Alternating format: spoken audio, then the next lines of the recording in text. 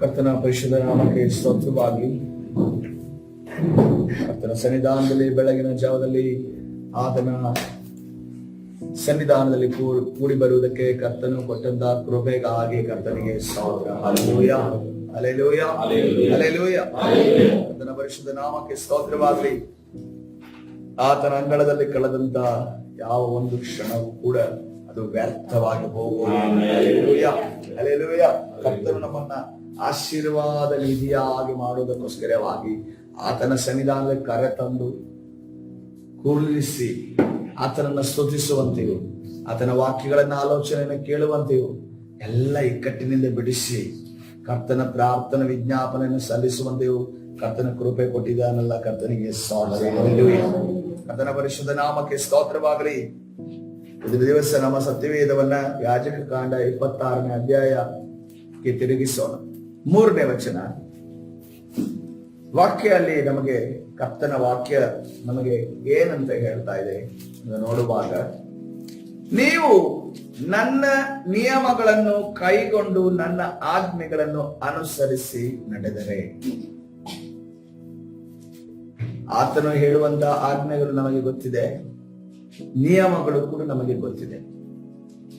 ಆದ್ರೆ ಅನೇಕ ಬಾರಿ ನಡೆಯೋದು, ನಡೆದಿರೋರು ಇದ್ದಾರೆ, ನಡೆಯುವವರು ಇದ್ದಾರೆ. ಆದ್ರೆ ಕರ್ತನೆ ಹೇಳ್ತಾ ಇದ್ದಾನೆ, ನೀವು ನನ್ನ ನಿಯಮಗಳನ್ನ ಕೈಗೊಂಡು ಆಜ್ಞೆಗಳನ್ನು ಅನುಸರಿಸಿ ನಡೆದರೆ.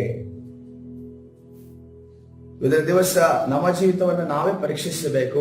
ಆತನ ನಿಯಮಗಳನ್ನ ಮತ್ತು ಆತನ ಆಜ್ಞೆಗಳನ್ನ ನಾವು ಕೈಗೊಂಡು ನಡೀತಾ ಇದ್ದೇವಾ? ಯಾವ್ದನ್ನು ನಡೀತಾ ಇದ್ದೇವೆ, ಯಾವ್ದನ್ನು ಬಿಟ್ಟಿದ್ದೇವೆ, ಯಾವ್ದನ್ನು ನಡೆಯುವುದಕ್ಕೆ ನಾವು ಕಷ್ಟಪಡ್ತಾ ಇದ್ದೇವೆ, ಯಾವ್ದನ್ನು ನಡೆಯುವುದಕ್ಕೆ ನಾವು ಪ್ರಾರ್ಥನೆಯಲ್ಲಿ ಕರ್ತನೇ ನನಗೆ ಸಹಾಯ ಮಾಡು, ಈ ಆಜ್ಞೆಯಲ್ಲಿ ನಾನು ನಡೆಯಬೇಕೆಂದು ಬಯಸ್ತೇನೆ, ಆದ್ರೆ ಅನೇಕ ಬಾರಿ ನಾನು ಸೋತು ಹೋಗ್ತೇನೆ, ನನಗೆ ಸಹಾಯ ಮಾಡು ಎಂದು ಕೇಳ್ತಾ ಇದ್ದೇವೆ ಅನ್ನೋದನ್ನ ಇವತ್ತಿನ ದಿವಸ ನಮ್ಮ ಜೀವಿತದಲ್ಲಿ ನಾವು ನೆನಪಿಸಿಕೊಳ್ಳೋಣ. ಕರ್ತನ ಸನ್ನಿಧಾನದಲ್ಲಿ ಅದನ್ನ ಒಂದ್ ಸ್ವಲ್ಪ ಯಾವ್ದನ್ನ ನಾವು ನಡೀತಿರೋ ಅದಕ್ಕೆ ಓದಿಸ್ಕೊಡೋಣ. ಕರ್ತನೆ ನನಗೆ ಸಹಾಯ ಮಾಡುವ ಎಂದು ಇನ್ನೂ ಹೆಚ್ಚಾದ ಪ್ರಾರ್ಥನೆಯೊಂದಿಗೆ ಕರ್ತನ ಸನ್ನಿಧಾನದಲ್ಲಿ ಹೋಗೋಣ. ನೀವು ನಡೆಯುವುದಾದ್ರೆ ನಾವೆಲ್ಲರೂ ಕೂಡ ದೇವರ ವಾಕ್ಯವನ್ನು ಓದ್ತೇವೆ. ಆ ವಾಕ್ಯಗಳ ಕೆಳಗಡೆ ಆಶೀರ್ವಾದಗಳು ಕೊಡಲ್ಪಟ್ಟಿದ್ದಾವೆ. ಕೆಲವು ವಾಕ್ಯಗಳು ರಿಪೀಟೆಡ್ ಆಗಿದ್ದಾವೆ. ಅಂದ್ರೆ ದೇವರು ಆರೋಗ್ಯವನ್ನ ಕೊಡ್ತಾರೆ, ಕ್ಷೇಮವನ್ನ ಕೊಡ್ತಾರೆ.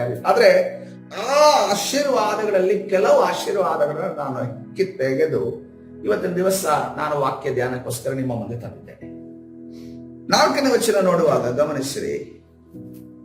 4ನೇ ವಚನ, 5ನೇ ವಚನವನ್ನು ನೋಡುವಾಗ 4ನೇ ವಚನದಲ್ಲಿ ಏನಿದೆ? ನಾನು ಮುಂಗಾರು ಹಿಂಗಾರು ಮಳೆಗಳನ್ನು ಆಯಾ ಕಾಲದಲ್ಲಿ ಬರಮಾಡುವೆನು, ನಿಮ್ಮ ಹೊಲಗಳು ಒಳ್ಳೆ ಬೆಳೆಯನ್ನು ಕೊಡುವವು, ತೋಟದ ಮರಗಳು ಬಹಳ ಫಲ ಕೊಡುವವು ಎಂದು ನೋಡ್ತಾ ಇದ್ದೇವೆ. ಹಲ್ಲೆಲೂಯ. ಇದು ಬಹಳ ಪ್ರಾಮುಖ್ಯ. ಈಗಿನ ಜನರೇಷನ್ಗೆ ಮಳೆ ಪ್ರಾಮುಖ್ಯ ಅಂತ ಕೇಳಿದ್ರೆ ಅವ್ರಿಗೆ ಗೊತ್ತೇ ಇರೋದಿಲ್ಲ. ಮಳೆ 1 ವರ್ಷ ಇಲ್ಲ ಅಂದ್ರೆ ಗೊತ್ತಾಗುತ್ತೆ. 1 ವರ್ಷ ಇಲ್ಲ ಅಂತಂದ್ರೆ 2019 ಒಂದು ಬರದ ವಾತಾವರಣ ಆಗೋಯ್ತು. ಇಲ್ಲಿ ನಮ್ದು ಒಳಗಡೆ ಆರಾಧನೆ ಮಾಡ್ಬೇಕಂತ ಅಂತ ಹೀಟ್, ಬಿಲ್ಡಿಂಗ್ ಬಿಸಿಯಾಗ ಸ್ಟಾರ್ಟ್ ಆಗೋದು, ಅದೇ ರೀತಿಯಲ್ಲಿ ಆದ್ಮೇಲೆ ಎಲ್ಲ ಅಂತರ್ಜಲ ಎಲ್ಲ ಕುಸಿದು ಎಲ್ರಿಗೂ ಬೋರ್ವೆಲ್ಗಳಲ್ಲಿ ನೀರೇ ಇಲ್ಲ ಅನ್ನುವಂತ ಪರಿಸ್ಥಿತಿ ಎದುರಾಯ್ತು. ಆವಾಗ ಎಲ್ರೂ ಕೂಡ ಹಾಹಾಕಾರ ಪ್ರಾರಂಭ ಆಯ್ತು.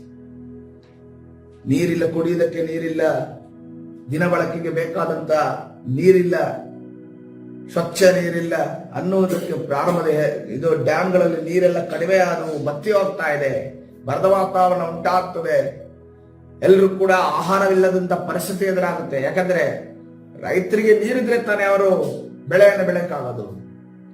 ನಾವು ಅಂದುಕೊಡ್ತೇವೆ ನಮ್ಮ 1-2 ಎಕರೆ 3 ಎಕರೆ ಇದರಲ್ಲಿ ಬೆಳೆ ಬೆಳೆದ್ರು ಆಯ್ತು ಅಂತ ಅನ್ಕೊಂಡು ನಾವು ಇಡೀ ದೇಶದ ರೈತರನ್ನು ನೋಡಿದ್ರೆ ಅವರಿಗೆ ಎಲ್ಲ ಬೆಳೆಯೋದಕ್ಕೆ ಪರಿಸ್ಥಿತಿ ಇಲ್ಲ ಅಂತಂದ್ರೆ ಆಲೋಚನೆ ಮಾಡ್ರಿ ಪರಿಸ್ಥಿತಿ ಏನಾಗುತ್ತೆ ದೇಶದ್ದು.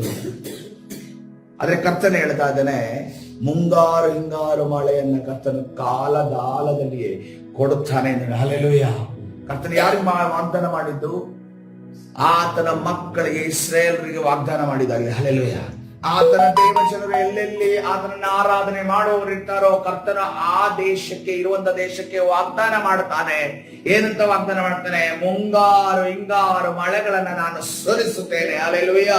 ನಿಮ್ಮ ಹೊಲಗಳನ್ನ ಒಳ್ಳೆಯ ಬೆಳೆಯನ್ನು ಕೊಡುವವು ಮತ್ತು ತೋಟದ ಮರಗಳು ಬಹಳ ಫಲ ಕೊಡುವವು ಎಂದು ಕರ್ತನ ಹೇಳಿದ್ದಾರೆ. ಎಲ್ಲಿ ದೇವ ಜನರು ಇರ್ತಾರೋ, ಎಲ್ಲಿ ಮೊರೆ ಇಡುವವರು ಇರ್ತಾರೋ, ಎಲ್ಲಿ ಪ್ರಾರ್ಥನೆ ಮಾಡುವವರು ಇರ್ತಾರೋ ಆ ದೇಶವನ್ನ, ಆ ಪಟ್ಟಣವನ್ನ, ಆ ಸ್ಥಳವನ್ನ ಕರ್ತನು ಆಶೀರ್ವಾದ ಮಾಡುವಾತನಾಗಿದ್ದಾನೆ. ಹಲ್ಲೆಲೂಯಾ. ಇದುವರೆಗೂ ಕೂಡ ಈ ಭೂಮಿ ಬೆಂಕಿಯಿಂದ ನಾಶವಾಗದೆ ಇದೆ ಎಂದು ನೋಡುವಾಗ ಕರ್ತನ ವಾಗ್ದಾನ ನೆರವೇರಿದಕ್ಕೋಸ್ಕರವಾಗಿ ಏನ ವಾಗ್ದಾನ? ಯುಗದ ಅಂತ್ಯದವರೆಗೂ ಪ್ರತಿಯೊಬ್ಬರಿಗೂ ಕೂಡ ಸುವಾರ್ತೆ ಸರಲ್ಪಡಲಿ, ಅವರ ಆತ್ಮ ರಕ್ಷಣೆ ಹೊಂದಲಿ. ಆ ಆತ್ಮ ರಕ್ಷಣೆಗೋಸ್ಕರ ಮಾತ್ರವೇ ಕರ್ತನು ತನ್ನ ಕೋಪೋದ್ರೇಕವನ್ನ ತಡೆದಿಟ್ಟಿದ್ದಾನೆ. Hallelujah, hallelujah. ಕರ್ತನ ಪರಿಶುದ್ಧ ನಾಮಕ್ಕೆ ಸ್ತೋತ್ರ. ನಮ್ಗೆ ಅನ್ಸುತ್ತೆ, ನಾನು 2 ಎಕರೆಯಲ್ಲಿ ಬೆಳೆಯುವಂತ ಜೋಳದ ಬೀಜಗಳು ದೇಶಕ್ಕೆ ಹೆಂಗೆ ಬೆನಿಫಿಟ್ ಆಗುತ್ತೆ? ನೀನು ಆ ಜೋಳದ 2 ಎಕರೆಯಲ್ಲಿ ಬೆಳೆದಿರುವಂತಹ ಜೋಳದನ್ನ ತೆಗೆದುಕೊಂಡು ಹೋಗಿ ಚೀಲದಲ್ಲಿ ಹಾಕಿ ನೀವು ಮಾರ್ಕೆಟ್ ಅಲ್ಲಿ ಸೇಲ್ ಮಾಡ್ತೀರಲ್ಲ, ಆ ಮಾರ್ಕೆಟ್ ಅಲ್ಲಿ ಸೇಲ್ ಮಾಡುವಂತ ಜೋಳ ಎಷ್ಟು ಜನ ತಿಂತಾರೆ ಗೊತ್ತಾ? ನಾವು ಪಡೆದಿರೋದು ಒಂದು ಚೀಲಕ್ಕೆ 2,000 1,500 ಏನೋ ಪಡ್ಕೊಂಡು ಬರ್ತೀವಿ. ಆದ್ರೆ ಸುಮಾರು ಜನ, ಲಕ್ಷಾನುಗಟ್ಟಲೆ ಜನ ಆ ಒಂದು ಊಟವನ್ನ ಮಾಡ್ತಾ ಇರ್ತಾರೆ. ಹಲ್ಲೆಲೂಯಾ. ಒಬ್ಬ ರೈತನಿಗೆ ಆಕ್ಚುಲಿ ಆಗಿ ರೈತನಿಗೆ ಜಾಸ್ತಿ ಪ್ರಿಫರೆನ್ಸ್ ಇರಬೇಕಾಗಿತ್ತು. ಭೂಮಿಯಲ್ಲಿ ಬೆಳೆಯುವಂತ ರೈತನಿಗೆ ಜಾಸ್ತಿ ಪ್ರಿಫರೆನ್ಸ್. ಯಾಕಂದ್ರೆ ಹೊರಗಡೆ ದೇಶದಲ್ಲಿ ಈ ರೀತಿಯ ಪ್ರಿಫರೆನ್ಸ್ ಇದೆ, ಹೊರಗಡೆ ದೇಶದಲ್ಲಿ ಪ್ರಿಫರೆನ್ಸ್ ಇದೆ, ಮತ್ತು ಅದೇ ರೀತಿಯಲ್ಲಿ ಫಿನಾನ್ಸ್ ಅನ್ನು ಕೂಡ ಸರ್ಕಾರದವರು ಸ್ಪಾನ್ಸರ್ಸ್ ಮಾಡ್ತಾರೆ. ಆದ್ರೆ ಇವತ್ತಿನ ದಿವಸ ಅನೇಕ ರೈತರುಗಳು ಸಾಲ ಮಾಡಿ ಆತ್ಮಹತ್ಯೆಯನ್ನ ಮಾಡ್ತಿದ್ದಾರೆ ಅಂತಂದ್ರೆ ನಮ್ಮ ದೇಶದ ದುರಂತ ಅದಾಗಿದೆ. ಕರ್ತನ ಸನ್ನಿಧಾನ ನಾವು ಪ್ರಾರ್ಥನೆ ಮಾಡಬೇಕು. ರೈತರನ್ನ ಕರ್ತನೆ ನೀನು ಆಶೀರ್ವಾದ ಮಾಡು, ಅವರ ಕರಗಳನ್ನ ಆಶೀರ್ವಾದ. ನಮಗೆ ಇವತ್ತಿನ ದಿವಸ ನಮ್ಮ ತಟ್ಟೆಯಲ್ಲಿ ಒಂದು 300 ಗ್ರಾಮೋ 400 ಗ್ರಾಮೋ ನಾವು ಅನ್ನ ನಾವು ಊಟ ಮಾಡ್ತಾ ಇದ್ದೇವೆ. ಆ ಅನ್ನ ಕಷ್ಟಪಟ್ಟು ಬೆವರು ಸುರಿಸಿ ದುಡಿದಿರುವಂತ ಕೈಗಳ ಮುಖಾಂತರವಾಗಿ ಕರ್ತನು ಕಾರ್ಯ ಮಾಡಿದ್ದಾರೆ. Hallelujah, hallelujah. ಅದಕ್ಕೋಸ್ಕರವಾಗಿ ನಾವು ಈ ಪ್ರತಿದಿನವೂ ಕೂಡ ರೈತರಿಗೋಸ್ಕರ ನಾವು ಪ್ರಾರ್ಥನೆ ಮಾಡುವಾಗ ಕರ್ತನು ರೈತರನ್ನ, ಅವರ ಭೂಮಿಯನ್ನ ಆಶೀರ್ವಾದ ಮಾಡುವಾಗ ನಮಗೆ ದಿನನಿತ್ಯದ ಆಹಾರವನ್ನ ಕರ್ತನು ಈ ದೇಶಕ್ಕೆ, ಪಟ್ಟಣಕ್ಕೆ, ರಾಜ್ಯಕ್ಕೆ ಕೊಡುವಾತನಾಗಿದ್ದಾನೆ. ಹಲ್ಲೆಲೂಯಾ. ಕರ್ತನ ಪರಿಶುದ್ಧ ನಾಮಕ್ಕೆ ಸ್ತೋತ್ರವಾಗಲಿ. 5ನೇ ವಚನಕ್ಕೆ ಬರೋಣ. ಕಣ ತುಳಿಸುವ ಕೆಲಸವು ದ್ರಾಕ್ಷೆಯ ಬೆಳೆಯ ಪರ್ಯಂತರವು, ದ್ರಾಕ್ಷೆಯ ಬೆಳೆಯನ್ನು ಕೂಡಿಸುವ ಕೆಲಸವು ಬಿತ್ತನೆಯ ಕಾಲದ ಪರ್ಯಂತರವು ನಡೆಯುವವು. ಕಣ ತುಳಿಯುವ ಕೆಲಸವು ಯಾವಾಗ ನಡೀತದೆ? ಬೆಳೆ ಆದ ನಂತರ ಕಣವನ್ನ ತುಳಿಸ್ತಾರೆ, ಎತ್ತಿನ ಮುಖಾಂತರ ತುಳಿಸ್ತಾರೆ. ಅದರ ಪರ್ಯಾಂತರ ಕೂಡ ಏನಾಗ್ತಿದೆ? ದ್ರಾಕ್ಷೆಯ ಬೆಳೆ ಸಿಗ್ತಾ ಇದೆಯಂತೆ. ಅದು ಅಷ್ಟು ಮಾತ್ರ ಅಲ್ಲ, ಎಲ್ಲ ಮುಗೀತು, ಬೆಳೆ ತೆಗೆದಾಯ್ತು. ದ್ರಾಕ್ಷಿಯ ಬೆಳೆಯನ್ನು ಕೂಡಿಸುವ ಕೆಲಸವು ಬಿತ್ತನೆ ಕಾಲದ ಪರ್ಯಂತರವು ನಡೆಯುವುದು. ಬೆಳೆ ಬೆಳೆದಾಯ್ತು, ಸಿಕ್ಕಾಯ್ತು, ಅದನ್ನ ಕಣ ಇದು ಮಾಡಿ ಕೂಡಿಸಿ ಅದನ್ನ ತಮಗೂ, ತಮ್ಮ ಮನೆಗೂ, ತಮ್ಮ ಮಾರ್ಕೆಟ್ಗೂ ತೆಗೆದುಕೊಂಡು ಹೋಗಾಯ್ತು. ಇನ್ನೂ ಬೆಳೀತಾ ಇದೆ. ನೆಕ್ಸ್ಟ್ ಬಿತ್ತನೆಗೆ ರೆಡಿ ಮಾಡ್ತಾ ಇದ್ದೇವೆ. ಬಿತ್ತನೆಗೆ ರೆಡಿ ಆದ್ರೂ ಕೂಡ ಬಿತ್ತನೆ ಸಮಯದಲ್ಲಿ, ಆ ಬಿತ್ತುವುದಕ್ಕೆ ಹೋದಂತ ಸಮಯದಲ್ಲಿ ಕೂಡ ಏನ್ ಬೆಳೀತಿದೆ ಅಂತೆ? ಮತ್ತೆ ದ್ರಾಕ್ಷಿ ಬೆಳೆ ಬೆಳೀತಾನೆ ಇದೆ. ಹಲ್ಲೆಲೂಯಾ. ಇದು ಎಂತ ಸಮೃದ್ಧಿ! ಇದು ಎಂತ ಸಮೃದ್ಧಿ! ಇದು ಬೆಳೆ ಬರುವುದಕ್ಕೆ, ನಿಲ್ಲುವುದಕ್ಕೆ ಅಲ್ಲಿ ಚಾನ್ಸಸ್ ಇಲ್ಲ, ಅಲ್ಲಿ ನಿಲ್ತಾನೆ ಇಲ್ಲ. ಕರ್ತನ ಆಶೀರ್ವಾದ ಅಲ್ಲಿ ಸುರಿಯಲ್ಪಡುತ್ತದೆ. ನನ್ನ ಜೀವಿತದಲ್ಲಿ ಅಷ್ಟೇ ಕೆಲವು ಬೀಜ ಬಿತ್ತದ ಸ್ಥಳದಲ್ಲಿ ನಾನು ಕೊಯ್ದಿದ್ದೇನೆ. ಹಲ್ಲೆಲೂಯಾ. ಹೆಂಗಪ್ಪ ಬೀಜ ಬಿತ್ತಿದ ಜಾಗದಲ್ಲಿ ನಾವು ಕೊಯ್ಯೋದು? ಪ್ರಿಯಾಂಕ ಹೇಳಿದ ನೆನಪಿದೆ ನಿನ್ಗೆ? ಒಂದ್ ದಿವಸ ನನಗೆ 1,000 ರೂಪಾಯಿ ಶಾರ್ಟೇಜ್ ಇತ್ತು. 1,000 ರೂಪಾಯಿ ಶಾರ್ಟೇಜ್ ಇತ್ತು. ಹೇಗೆ ಏನು ಮ್ಯಾನೇಜ್ ಮಾಡೋದು ಅಂತ ಅನ್ಕೊಂಡು ತುಂಬಾ ಆ ಕಡೆ ಈ ಕಡೆ, ಅಲ್ಲಿಂದ ಹೇಳೋದು, ಇಲ್ಲಿಂದ ಹೇಳೋದು, ಇಲ್ಲಿಂದ ಕೇಳೋದು, ಸ್ವಲ್ಪ ಕೊಡ್ರಿಸಿ ಕೊಡೋಣ ಅಂತ ಅನ್ನೋ ರೀತಿಯಲ್ಲೆಲ್ಲ ಮಾಡೋದ ಸಂದರ್ಭದಲ್ಲಿ ನೋಡ್ರಿ, ಸೇವಕರ ಮನಸ್ಸಲ್ಲಿ ದೇವ್ರ ಕಾರ್ಯ ಮಾಡಿ ಈ ಒಂದು ಅಮೌಂಟ್ ಅನ್ನ ನೀನು ಹೋಗಿ ಅವನಿಗೆ ಕೊಡು ಅಂತ ಅನ್ಕೊಂಡು ಹೇಳಿ ದೇವರ ಕಾರ್ಯ ಮಾಡಿದ್ದಾನೆ. ಹಲ್ಲೆಲೂಯಾ. ನಿಮ್ಮ ಜೀವನದಲ್ಲಿ ಈ ರೀತಿಯಲ್ಲಿ ಕಾರ್ಯ ನಡೆದಿದೆಯೋ ಗೊತ್ತಿಲ್ಲ, ಆದ್ರೆ ದೇವರು ಹೇಳ್ತಾ ಇದ್ದಾನೆ, ನಿನ್ನ ಜೀವಿತದಲ್ಲಿ ಈ ಕಾರ್ಯ ನಡೆಯುವುದಕ್ಕೆ ನಿನಗೆ ನಾನು ಕೃಪೆಯನ್ನ ಕೊಟ್ಟಿದ್ದೇನೆ ಅನ್ನೋದನ್ನ ಕರ್ತನೆ ಹೇಳಿದ್ದಾನೆ. Hallelujah, hallelujah. ಹಂಗಂತ ಹೇಳಿ ಸುಮ್ಮನೆ ಕೂತ್ರೆ ಹಣ ಬರುತ್ತೆ ಅಂತ ಅಂದ್ಕೊಳ್ಬೇಡ್ರಿ. ಯಾರೋ ಒಂದು ಚರ್ಚಲ್ಲಿ ಅದ್ಭುತ ನಡೀತಂತೆ, ಪರ್ಸಲ್ಲಿ ಹೇಳಿದ್ರಂತೆ ನಿಮ್ಗೆ ಹಣ ಬರುತ್ತೆ ಅಂತ ಅನ್ಕೊಂಡು ಬ್ಯಾಂಕ್ ಅಮೌಂಟ್ ಅಲ್ಲಿ ಹಣ ಬಂತಂತೆ, ಪರ್ಸ್ ಒಳಗಡೆ 2,000 ನೋಟ್ ಬಂತಂತೆ. ದೇವರು ಚೂ ಮಂತ್ರಗಳನ್ನೆಲ್ಲ ಮಾಡೋದಿಲ್ಲ. ಅಗತ್ಯ ಇಲ್ಲದೆ ಒಬ್ಬ ಕೋಟ್ಯಾಧೀಶನಿಗೆ ಇನ್ನೂ 2,000 ಅಮೌಂಟ್ ಬರುವಂಗೆ ದೇವರು ಮಾಡೋದಿಲ್ಲ. ಅಗತ್ಯ ಏನಿತ್ತು? ಕೊರತೆ ಇತ್ತು. ಕೊರತೆ ಇದ್ದಾಗ ಆ ಕೊರತೆಗಳನ್ನು ನೀಗಿಸುವ ದೇವರು ನಮ್ಮ ಮಧ್ಯದಲ್ಲಿ ಇಳಿದು ಬರ್ತಾನೆ. ಹಲ್ಲೆಲೂಯಾ. ನೀರು ದ್ರಾಕ್ಷಾರಸವಾಯ್ತು. ಯಾಕೆಂದ್ರೆ ಅಲ್ಲಿ ಏನಿತ್ತು? ಒಂದು ಕೊರತೆ ಇತ್ತು, ಸ್ಕ್ಯಾರ್ಸಿಟಿ ಇತ್ತು. ಹಲ್ಲೆಲೂಯಾ. ಕೊರತೆ ಇದ್ದುದರಿಂದ ಕರ್ತನ ಆ ಕೊರತೆಯನ್ನ ನೀಗಿಸಿದರೆಂದು ನಾವು ನೋಡ್ತೇವೆ. ಹಲ್ಲೆಲೂಯಾ. ನಮ್ಮ ದೇವರು ಕೊರತೆಯನ್ನ ನೀಗಿಸುವ ದೇವರಾಗಿದ್ದಾನೆ. ಅದು ಕೇವಲ ಸ್ವಲ್ಪದರಲ್ಲಿ ಮಾತ್ರವಲ್ಲ. ನಾವು ನೋಡ್ತೇವೆ ಆ ದ್ರಾಕ್ಷಾರಸ ಹಿರಿದಿನ ದ್ರಾಕ್ಷಾರಸವಾಗಿತ್ತಂತೆ. ಅಷ್ಟು ಟೇಸ್ಟ್ ಆಗಿರುವಂತ ದ್ರಾಕ್ಷಾರಸವಾಗಿತ್ತಂತೆ. ದ್ರಾಕ್ಷೆ ಹಣ್ಣಿಯಿಂದ ಮಾಡಿದಕ್ಕಿಂತ ಹೆಚ್ಚಾದ ಟೇಸ್ಟ್ ಅನ್ನ ಉಳ್ಳಂತ ದ್ರಾಕ್ಷಾರಸ ಆ ದ್ರಾಕ್ಷಾರಸವಾಗಿತ್ತು. ಅದನ್ನ ತೆಗೆದುಕೊಂಡು ಹೋಗಿ ಕೊಡುವಾಗ ಪಾರಪತ್ಯಗಾರನ ಹೇಳ್ತಾ ಇದ್ದಾನೆ, ಇದರ ಹಿರಿದಿನ ದ್ರಾಕ್ಷಾರಸ ಇನ್ನೂ ಇಟ್ಟಿದಾರಲ್ಲ. ನಮ್ಮ ದೇವರು ಆಶೀರ್ವಾದವನ್ನ ಮಾಡುವಾಗ ಬೇರೆ, ಅದನ್ನು ಸಮೃದ್ಧಿಯಾದ ಆಶೀರ್ವಾದವನ್ನ ಕೊಡುವಾತನಾಗಿದ್ದಾನೆ. ಹಲ್ಲೆಲೂಯಾ. ಅಷ್ಟು ಮಾತ್ರವಲ್ಲ, ಅದು ನಿಮ್ಮ ಮನೆಗೆ ಮಾತ್ರ ಅವನು ಸಾಕ್ಷಿಯಾಗಿರೋದಿಲ್ಲ, ನಿಮ್ಮ ಸುತ್ತಲಿರುವಂತ ಜನರಿಗೂ ಕೊಡುವ ರೀತಿಯಲ್ಲಿ, ಹಂಚುವ ರೀತಿಯಲ್ಲಿ ಕರ್ತನು ಆಶೀರ್ವಾದ ಮಾಡುವಾತನಾಗಿದ್ದಾನೆ. ಹಲ್ಲೆಲೂಯಾ. 8ನೇ ವಚನಕ್ಕೆ ಬರೋಣ. ಇದೆಲ್ಲ ವಿಶೇಷವಾದ ಆಶೀರ್ವಾದಗಳು ಬರೀ ನಾರ್ಮಲ್ ಆಗಿ ಒಬ್ಬ ವ್ಯಕ್ತಿಗೆ ನಡೆಯುವಂತ ಕಾರ್ಯಗಳಲ್ಲ.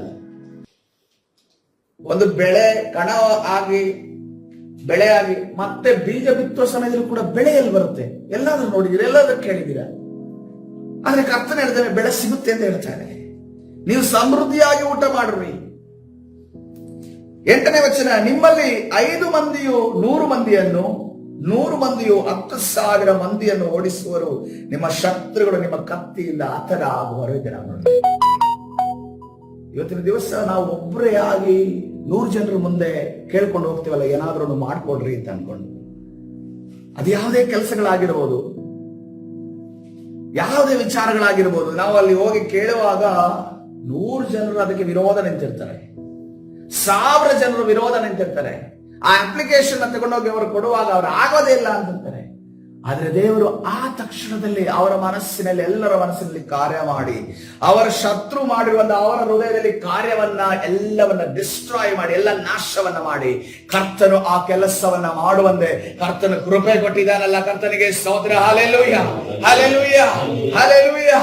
ಕರ್ತನ ಪರಿಶುದ್ಧ ನಾಮಕ್ಕೆ ಸ್ತೋತ್ರವಾಗಲಿ. ಸರ್ಕಾರಿ ಸೆಕ್ಟರ್ಸ್ ಗಳಲ್ಲಿ ಹೋಗಿ ಕೆಲಸ ಮಾಡಿಕೊಂಡು ಬರೋದಂದ್ರೆ ಅಷ್ಟು ಸುಲಭದ ಮಾತಾಗಲ್ಲ ಬರೀ ಈ ದಿನಮಾನಗಳಲ್ಲಿ. ಆದರೆ ನಾವು ಅವರ ಮುಂದೆ ಹೋಗಿ ನಿಲ್ಲುವಾಗ ಅಲ್ಲಿ ದೇವರು ಕರ್ತನೆ ಏನ್ ಮಾಡ್ತಾನೆ? ಅಲ್ಲಿರುವಂತ ಎಲ್ಲ ಜನರನ್ನ ನಮಗೆ ಒಬೇ ಮಾಡುವಂಗೆ ಮಾಡ್ತಾನೆ. ಹಲ್ಲೆಲೂಯಾ. ನಮ್ಮ ಮಾತು ಕೇಳುವ ಹಾಗೆ ಮಾಡ್ತಾನೆ. ನಮ್ಮ ಮುಖಾಂತರ ಅವರಿಗೂ ಆಶೀರ್ವಾದ ಉಂಟಾಗುವಂತೆ ಕರ್ತನು ಮಾಡಲು ಶಕ್ತನಾಗಿದ್ದಾನೆ. ಹಲ್ಲೆಲೂಯಾ. ನೋಡ್ರಿ, ಎಲ್ಲಾದ್ರೂ ಕೇಳಿದ್ರೆ 5 ಮಂದಿ 100 ಜನರನ್ನ ಎದುರಿಸೋದು, 100 ಮಂದಿ 10,000 ಮಂದಿಯನ್ನು ಎದುರಿಸೋದು. ಯಾಕಂದ್ರೆ ದೇವರ ಕಾನ್ಸೆಪ್ಟೇ ಅಷ್ಟೇನೆ. ಲಕ್ಷಾನುಗಟ್ಟಲೆ ಜನರಿಂದ ಯುದ್ಧ ಮಾಡಿಸೋದಲ್ಲ, 300 ಜನರಿಂದ ಯುದ್ಧ ಮಾಡಿಸೋದು ದೇವರ ಕಾನ್ಸೆಪ್ಟ್. ಹಲ್ಲೆಲೂಯಾ. ಲಕ್ಷಾನುಗಟ್ಟಲೆಯಿಂದ ಯುದ್ಧ ಮಾಡಿಸಿ ಜಯವನ್ನು ತಂದು ಕೊಡೋದು ಆತನ ಮೇಲೆ. ಆ ಮನುಷ್ಯ ನಾನು ಯುದ್ಧ ಮಾಡಿದೆ, ನಾನು ಚೆನ್ನಾಗಿ ಕತ್ತಿವರಸೆ ಮಾಡಿದೆ ಅಂತ ಅನ್ಕೊಂಡು ಹೇಳೋದನ್ನ ಕರ್ತನಿಗೆ ಇಷ್ಟ ಇಲ್ಲ. ಕೇವಲ 300 ಜನರಿಂದ ಆ ಗಿದ್ಯೋನನ ಸೈನ್ಯ ಮುಖಾಂತರವಾಗಿ ಮಿದ್ಯಾನರನ್ನ ಸೋಲಿಸಿದ. ಯಾಕಂದ್ರೆ ಮಿದ್ಯಾನರನ್ನ ಯಾವ್ದಕ್ಕೆ ಕಂಪೇರ್ ಮಾಡಿದ್ರೆ? ಮಿಡತೆಗಳಿಗೆ ಕಂಪೇರ್ ಮಾಡೋದು. ಮಿಡತೆಗಳಷ್ಟು ಜನರು ಇದ್ರಂತೆ. ಅಷ್ಟು ಜನರನ್ನ ಕೇವಲ 300 ಜನ, ಓನ್ಲಿ 300 ಮೆಂಬರ್ಸ್, ಕೇವಲ 300 ಜನ ಸೋಲಿಸ್ತಾರೆ. ಎಲ್ಲಿಂದ ಎಲ್ಲಿಗೆ ರೇಷಿಯೋ.